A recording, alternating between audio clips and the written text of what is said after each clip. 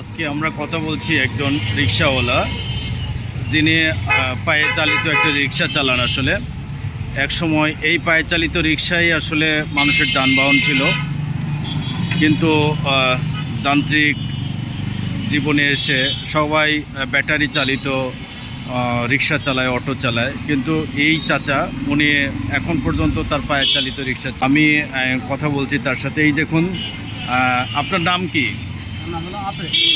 Apple. Apple, এই আপনি এখনো পায়ে চালিত রিক্সা চালান? পায়ে চালান। কেন পায়ে চালিত? পায়ে চলা আমি ওই চার্জার ভয়ে চালাতে পারি না, তো আর টাকাও নেই চার্জার কেনার মতো। ও, টাকাও নাই।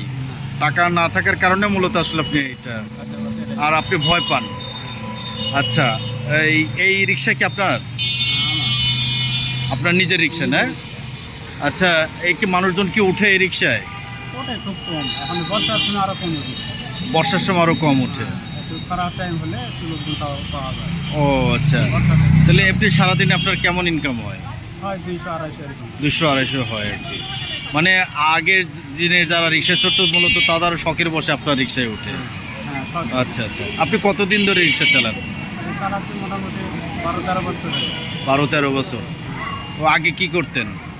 আগে ওই ভ্যান চালাতাম, আগে নওগাঁ ছিলাম, তো পরে নওগাঁতে রাস্তায় এলাম পার হয়ে এখন ও আচ্ছা, আপনার তাহলে এখন রাজশাহীতে থাকেন? রাস্তায় 13 থেকে। ও, আপনার ছেলেমেয়ে কয়জন? ছেলে মেয়ে 3টা, 2 মেয়ে 1 ছেলে। 2 মেয়ে। ওরা ছেলেমেয়েরা কি করে? ছেলে রিক্সা চালায় আর মেয়েকে বিয়া দিছে। আপনার বাড়ি হচ্ছে নওগাঁ জেলায়, মান্দা?